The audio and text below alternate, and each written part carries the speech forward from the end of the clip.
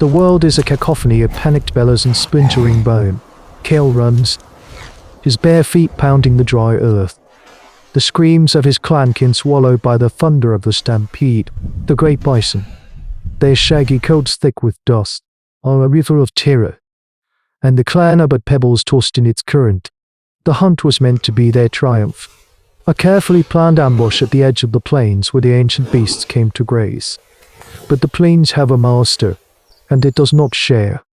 It came from the scrub pines, a nightmare of muscle and teeth, an allosaurus whose roar rips the air. It moves with a predatory grace that belies its size, its powerful legs scissoring, its head a battering ram of serrated death. It strikes the bison herd not with anger, but with the cold efficiency of a landslide. One beast goes down, its spine snaps, another is ripped open, its life spilling onto the thirsty ground. The hunt is shattered. Survival is all that remains. He scrambles away from the chaos, toward the skeletal fingers of stone that claw at the sky. This is the karst landscape, a place of treacherous footing and hidden mouths. A tremor runs through the ground as the predator brings down another bison. Kel risks a look back and sees the beast, its jaw slick with blood, its yellow eye seeming to fix on him for a single, paralyzing second. He turns, his lungs burning, and leaps across a fissure. But the rock on the far side crumbles beneath his weight. There is a moment of sickening weightlessness, a desperate scrabble for purchase, and then only the sharp, percussive impacts of his body against unforgiving stone as he tumbles into the black throat of the earth. The light of the world, the sounds of the hunt, the fear of the great carnivore, they all vanish, replaced by a final, concussive silence. When consciousness returns, it is not to light, but to its absolute absence. The darkness is a physical presence, a heavy, suffocating blanket that presses on his eyes. There is no up, no down, only the cold, damp stone beneath him and the hollow ache in his ribs. Panic, cold and sharp, stabs at his chest. He opens his mouth to call out, but the sound dies in his throat. A dry, rasping croak. The silence that answers is profound, ancient. It is the silence of the tomb. In this moment, the rich tapestry of hominid history feels impossibly fragile. A single flickering flame snuffed out in an eternal night. He is alone. The realization is a heavier blow than the fall itself. He presses his ear to the ground, praying for the rumble of the stampede, the victorious roar of the predator. Anything. He hears only the frantic drum of his own heart and the slow, rhythmic drip of water somewhere in the oppressive void.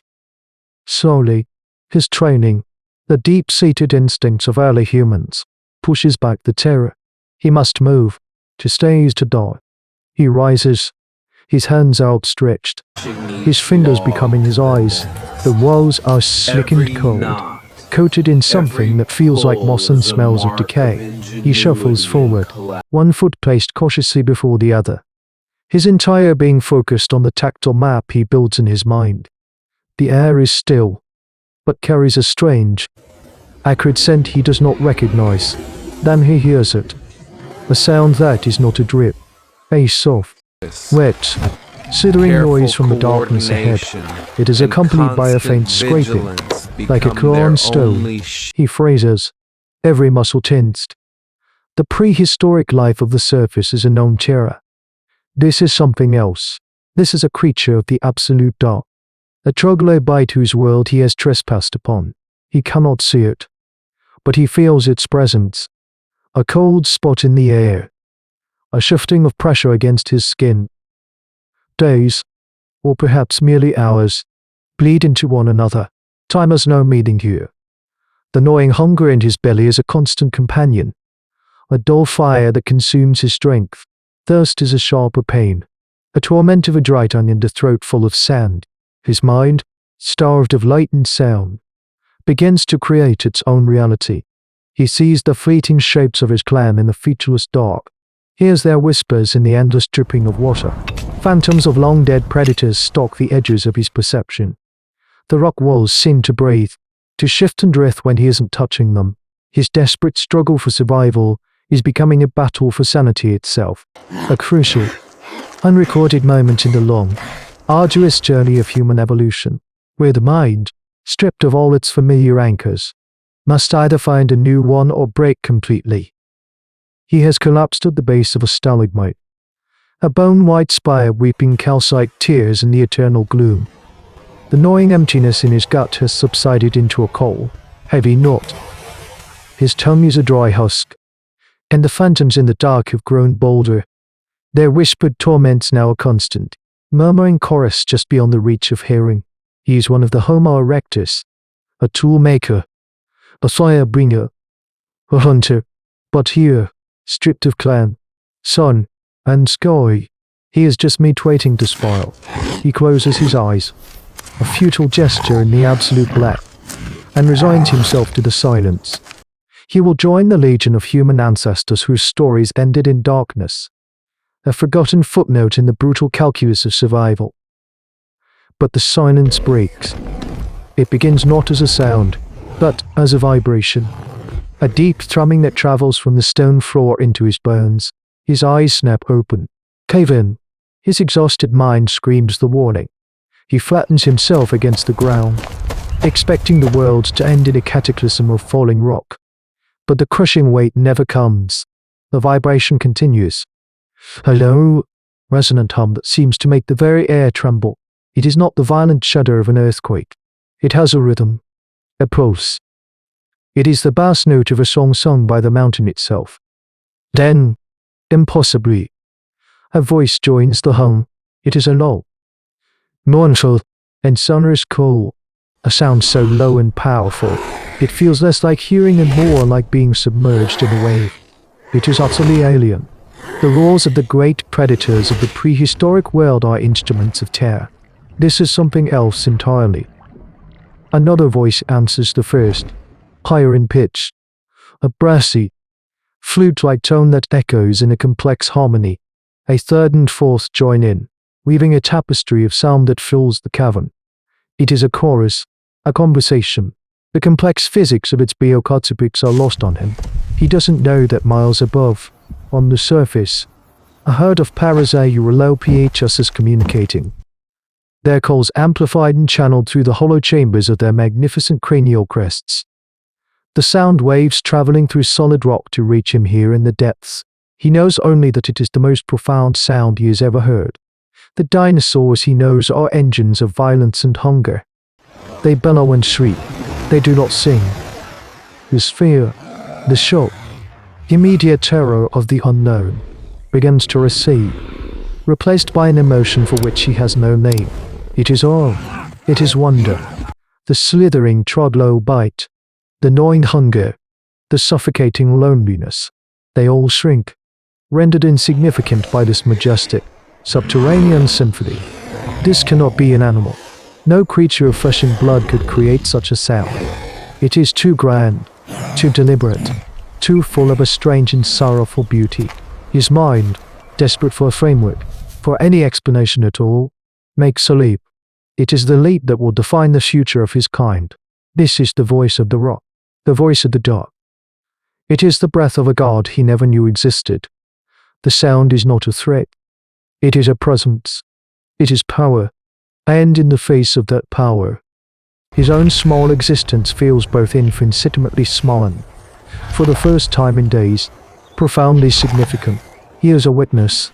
He pushes himself up, his limbs trembling not with weakness, but with a new and terrifying purpose. The song seems to be coming from one direction, a steady, guiding beacon in the gloom. He must follow it. He must find its source. Guided by the mournful, resonant song, Kel stumbles onward, a mere shadow navigating the unyielding dark. The sound pulses, leading him through narrow, twisting passages where the air grows slightly cooler, hinting at an exit. His fingers, raw and bleeding, trace a path along the cursed walls, a desperate ballet of touch and instinct. The troglodyte remains unseen, but its unseen presence lingers, a subtle reminder of the cave's brutal reality.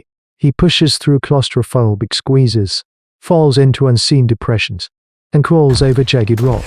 fueled by the spectral music and the burgeoning, terrifying reverence within him. He is no longer fleeing. He is following. He is no longer lost. He is on a pilgrimage. His mind, still fragile from the sensory assault, clings to the melodic calls as a lifeline, an undeniable sign of something grander than mere survival. This experience, etched into his very being, will reshape the course of human evolution, though he cannot know it now. Then, a faint, almost imperceptible breath of fresh air caresses his skin. He stops, gasping, a primal jolt of recognition firing through his weary body. Light, not the harsh glare of noon, but a diffused, ethereal glow ahead. He scrambles toward it, his heart hammering against his ribs. Paper sharp, unfamiliar pain. The passage widens, angling upward, and he sees it a sliver of grey light, a crack in the ceiling of his prison. He claws his way toward it, his strength a sudden, desperate surge. He pulls himself through the opening, blinking against the sudden, overwhelming wash of the world. He lies gasping on a shelf of rock, the wind on his face, the vast, open sky above. The colors, the muted grains of the distant trees, the bruised purples of the storm clouds gathering on the horizon, assault his eyes with an almost painful beauty. The silence of the cave is replaced by a symphony of surface sounds, the distant shriek of an unseen bird of prey, the rustling of leaves, the hum of unseen insects. And then, he hears it again, clearer now, less filtered by rock, the resonant call of the Parasaurolophus is heard. They are there, grazing peacefully in a clearing a mile or so distant, their distinctive cranial crests swaying gently with each movement. He sees them, not as the terrifying, godlike voice from the darkness, but as creatures of flesh and bone. Yet, the awe does not diminish. Instead, it deepens. The fact that such majestic, living beings could create such profound, soul-stirring music only elevates them further in his mind. He descends from the outcrop, driven by an urgency he cannot explain. His claim, his survival, these concerns are distant, secondary. What matters is the indelible mark left by the cave, by the voice, by the creatures he now beholds. He finds a sheltered alcove at the mouth of the cave where his desperate journey began. His eyes scan the ground, searching. He spots it, a discarded, fire-blackened branch from a long-extinct storm. Charcoal. Then, beneath a thin layer of soil, he unearths a vein of reddish earth, rich and vibrant. Walker. It is an instinct, a profound, emergent understanding that he must give form to the unseen. This isn't merely about survival now. It's about making sense of the world, about connecting with the unseen forces that govern it. This is a pivotal moment in anthropology, a quiet, individual act that will ripple through the history of ancient humans. He dips his fingers in the wet ochre, mixing it with water from a small seep.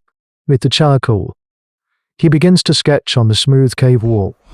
His hand is clumsy, his lines crude, but the image takes shape, the unmistakable silhouette of the Parasaurolophus. It's magnificent, trumpet-like cranial crest prominent. He renders it not as a hunted beast, but as an icon, a symbol of the profound voice he heard, the god of the dark.